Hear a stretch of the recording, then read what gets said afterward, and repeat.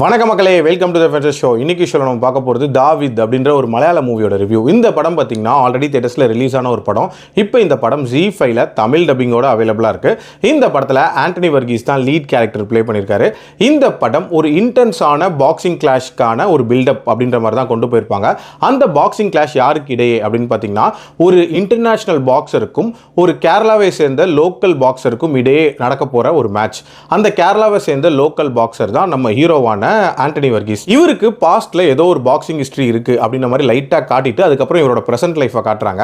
10 வருஷத்துக்கு அப்புறம் மட்டும் அந்த லைஃப்ல தன்னோட குடும்பத்தோட வாழ்ந்துட்டு இருக்காரு. ரொம்ப லேசியா இருக்காரு அப்படின்னே சொல்லலாம். எந்த வேலை வெட்டிக்கும் பெருசா போறதே இல்லை.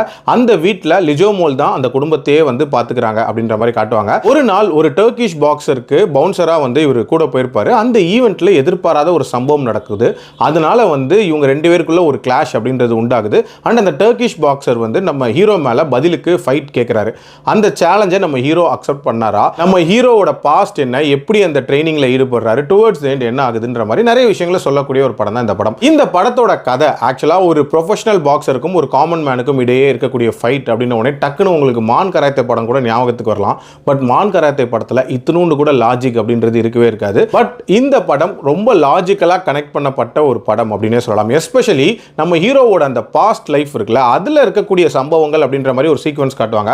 அது ரொம்ப நீட்டா எடுத்திருப்பாங்க. எதனால அவர் பிரசன்ட்ல பாக்ஸிங் பண்ணாம இருக்காரு அப்படின்றதுக்கும் ஒரு லாஜிக்கல் ரீசனிங் இருக்கும். அதே மாதிரி இதுல காட்டக்கூடிய ட்ரைனிங் சீக்வன்சஸ் அப்படின்றது ரொம்ப சிம்பிளா இருந்தாலும் எஃபெக்டிவா இருந்துச்சு அப்படினே சொல்லலாம். எஸ்பெஷலி அந்த ஸ்விம்மிங் ரிலேட்டட் போர்ஷனா இருக்கட்டும், கியூபன் டான்ஸ் அப்படின்ற ஒரு விஷயமா இருக்கட்டும், அது எல்லாமே எஃபெக்டிவா இருந்துச்சு. ஆல்சோ நம்ம ஹீரோ இருக்கார்ல ஆண்டனி வர்கீஸ், இதுக்காக பயங்கரமா வெயிட் ரெடியூஸ் பண்ணி சூப்பரா டிரான்ஸ்ஃபார்ம் ஆயிருக்காரு அப்படினே சொல்லலாம். ஸ்கிரீன்ல பார்க்கிறதுக்கு ரொம்ப ப்ரொஃபஷனல் பாக்ஸர் அப்படின்ற மாதிரி தெரிஞ்சாரு. அதே மாதிரி நம்ம ஹீரோவோட பிரசன்ட் லைஃபை ஸ்டார்டிங்ல காட்டியிருப்பாங்க. அவரோட ஃபேமிலியோட இருக்கக்கூடிய காட்சிகள் அது எல்லாமே ரொம்ப யதார்த்தமா இருந்துச்சு அப்படின்னே சொல்லலாம். அண்ட் இந்த படத்தோட முக்கியமான ஹைலைட் அந்த கிளைமேக்ஸ் ஃபைட் ரொம்ப சூப்பரா எடுத்திருக்காங்க அப்படின்னே சொல்லலாம். ரொம்ப க்ளோஸ் டு ரியாலிட்டியா இருந்துச்சு. அண்ட் அதுக்கான எக்ஸ்பெக்டட் ரிசல்ட் அப்படின்றதுமே ரொம்ப நீட்டாவே கொண்டு வந்திருந்தாங்க. லாஜிக்கலா இருந்துச்சு.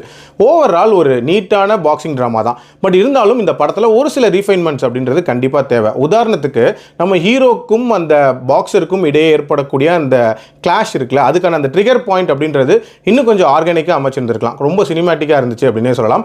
அதே மாதிரி இந்த படம் முழுக்கவே டேவிட் வர்சஸ் கோலியாத் அப்படின்ற மாதிரியான அந்த என்கவுண்டரை மையமா வச்சு ஒரு ரெஃபரன்ஸ் மாதிரி கொடுத்துருப்பாங்க.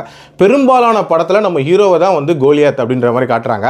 பட் இந்த படத்தோட டைட்டில் ஏன் டேவிட்னு வச்சாங்க அப்படின்ற ஒரு கேள்வி இருக்கதான் செய்யுது. அதே மாதிரி இந்த படத்துல அந்த ஸ்பான்சர்ஷிப் ரிலேட்டடான சீக்வன்சஸ் வரும். அதுவுமே கொஞ்சம் ஆடா இருந்துச்சு. மற்றபடி இது ஒரு டீசென்ட்டான படம். கண்டிப்பா ட்ரை பண்ணி பாருங்க.